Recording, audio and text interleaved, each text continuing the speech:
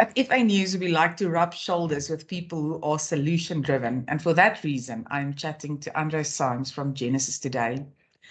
Advisors and brokers are well aware of the fact that they have to adapt, especially on the technology side, but they are not always sure of the how. So today I want to chat to Andre about some practical tips and guidance for our audience. This was specifically asked by one of our readers after a newsletter FAnews has done. Andre, it's great to catch up. It's been a while. Thank you, Rianet. It's good to be back again. Yes.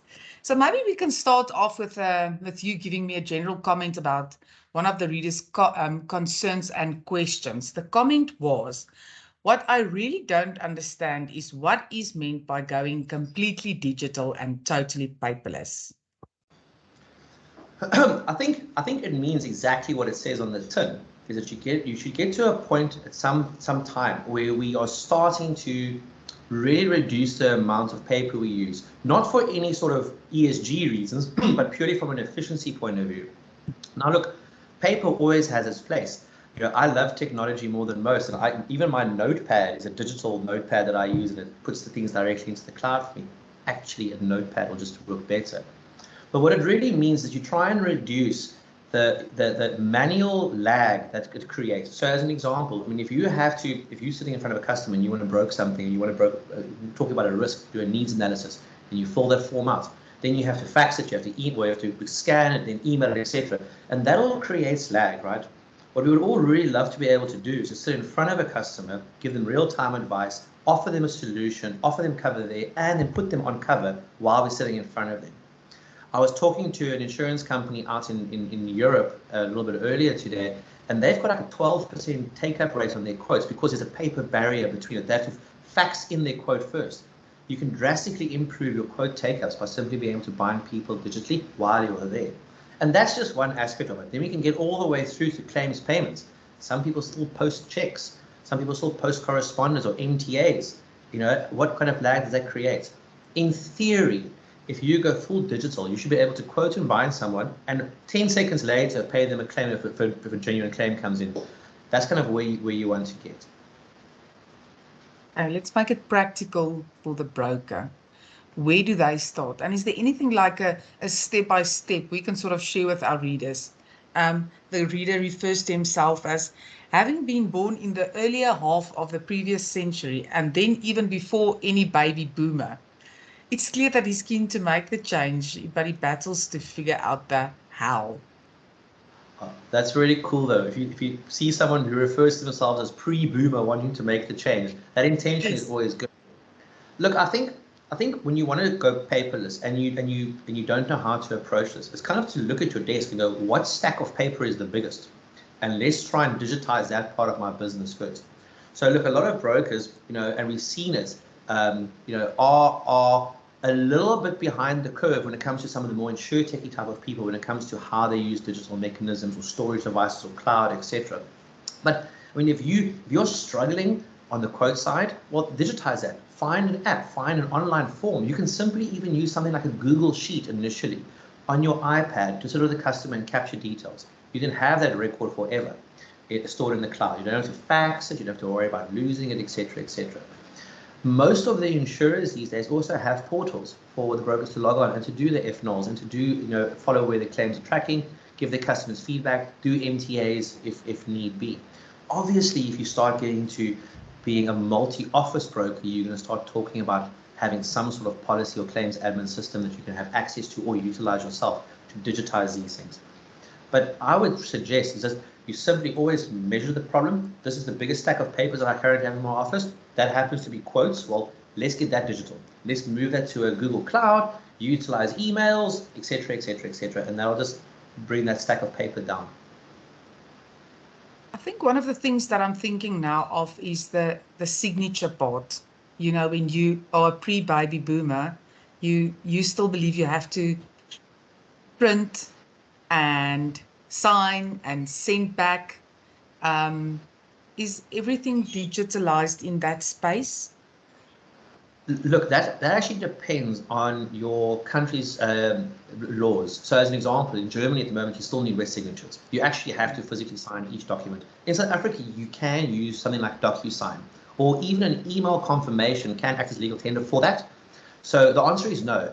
There are many, many, many technologies out there. Adobe DocuSign is a great one. We use that as an example, where we do all of our documentation. You simply email a document to someone, they can agree to it. It carries a full audit trail of who signed it, where, on what device, what IP address is fully auditable. So it can be used absolutely. And it's a hell of a lot easier than scratching for a pen. Yeah, no, but I suppose it's something to get used to when you are really more of the old-fashioned type of broker and advisor. Let's talk about the costs, both in terms of expenses. I appreciate that, Rianet, but I actually disagree with it, because I think it is easier if you get an email on your iPhone, and everybody's got an iPhone, regardless, or an iPhone or a Samsung or something. You click the link and it's tap, tap, tap, and it's signed. That's a hell of a lot easier than having to tap, tap, tap, print it out, get a scanner, sign it, scan it back in again, because heavens forbid, I run a tech company, I can't even set up a printer or a scanner these days anymore. So I genuinely will argue that DocuSign is actually easier than using paper. Okay, so I suppose it's just a changing of habit situation. It is easier. And my next question related to that, but I probably will ask it, answer it myself, is the costs, both in terms of expenses and saving, when you transitioned into what the reader refers to as the new world. I assume the cost saving is visible. It's a different kind of ROI calc that you have to do, because, like I said, the saving isn't really in saving the printed paper. Printed paper is really cost effective. It's cheap, and now also that we do a lot of recycling, it's becoming more sustainable. Where the saving comes in is in your efficiencies. Really the regional broker office makeup is going to change from having a broker with 3 admin people supporting that person to rather having 3 agents with 1 admin person supporting that. So your saving comes in being able to redeploy non-income generative expenses within your organization, excuse me, but rather repurpose those team members to be there in front of their customers, dispensing advice, you can upskill them, etc. Obviously, there would be a capital outlay initially. And I always liken it a bit to, talking in South Africa here, people that want to go off Eskom's grid. If you want to go off the grid, there's an outlay, you have to get solar or a Jenny or something of the sorts, and you have to put in some cabling. But after that, you're freed from the shackles. So if you can bite the bullet, invest a little bit in a digital system of some sort, and they come in various costs these days, all the way from something like 1,000 Rand a month to 5 million Rand a month, depending on how big your brokerage is. But there are solutions. Invest in those, and then you'll yield the returns in redeploying your resourcing that you have more efficiently. And it's not just for your own saving. The policyholders will benefit from having more people dispensing more advice on a more regular basis. So, can we touch on the importance of cyber insurance for you as a broker and advisor? And I'm asking it because it directly links to the fact that when you go paperless and when you go digital, everything is in the cloud. Everything is on the computer, right? Which directly links to cyber insurance. Is our audience equipped and knowledgeable enough to understand the risks of cyber insurance? I read a white paper this morning stating that cyber insurance, especially for companies, are going to be so expensive that their suggestion is that people should self-insure. So your comment on my very long statement. No, it's a great point. And you know what is really, it's a very prominent point and a very important point for us to talk about. Us as a company, as an example, have just gone through a renewal on our cyber cover too now. And we see that the markets aren't reacting well. It's becoming really expensive. And I think that comes from the general trend we see when we have a new emerging risk, is that, let's be honest about it, we don't understand the risk fully. We kind of just place cover as we see best, and we realize our pricing is potentially incorrect.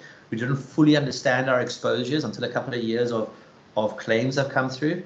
And it's been on people's radars yet, in like Lloyd's of London as an example, but how do you actually understand what your exposure is? I mean, where does it stop? Where does it start? And it's a bit of a Pandora's box. So we see the insurance covers going up. I can do nothing but recommend that people get cover of some sorts. Self-insuring, there's always an argument, would you do a better job than the insurance company? But having that insurance kind of security would certainly help. And more importantly, for non-technically focused brokers and or any individual or SME out there, is that many of these cyber insurance providers, particularly the UMAs and the MGAs, also provide you with tooling to help you improve your cybersecurity.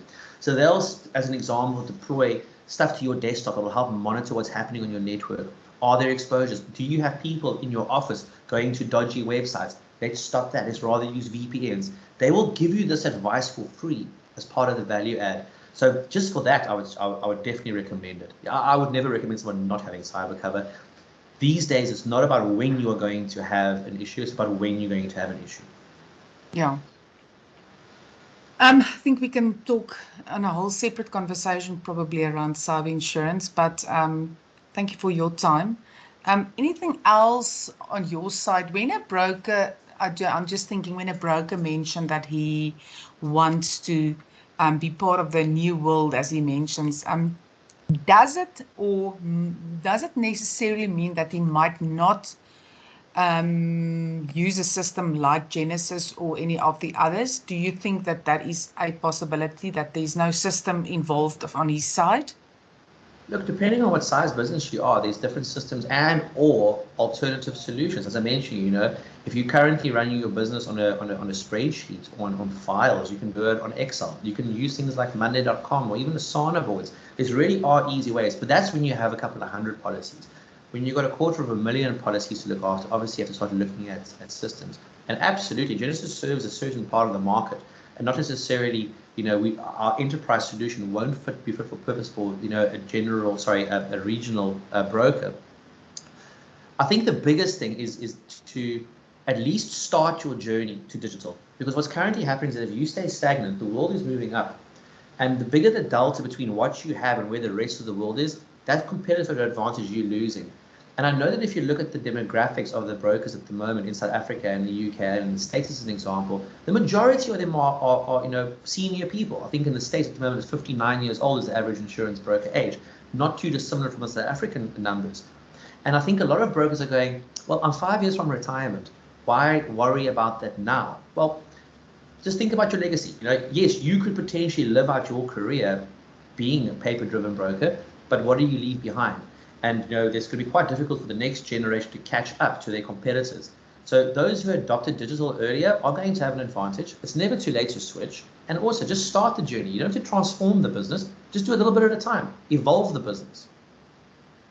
Yeah, I think we'll need to put something together just on a basic level. If you're not part of a system, if you don't use one of these big systems, maybe it's just some basic tools that you can use. I think from FAnews side, we'll definitely do that. Andre, thank you for your time. Any other comment to FAnews readers? Yeah, look, if anybody wants to understand how to go digital and have a open conversation, I'll happily advise anybody on it. Genasys isn't the answer for everybody, so I certainly won't push that as a product, but I'll certainly give you my advice for free. Thank you for that. I'll definitely refer my reader to you. You might get some valuable input from you. So thank you very much. Thank you for your time, Andre. It was great to catch up. Hope you survived the heat wave there in London. And I'm sure we'll catch up soon. Ja, dis baie warm hierso. Thanks a lot, Rianet. Okay, ciao.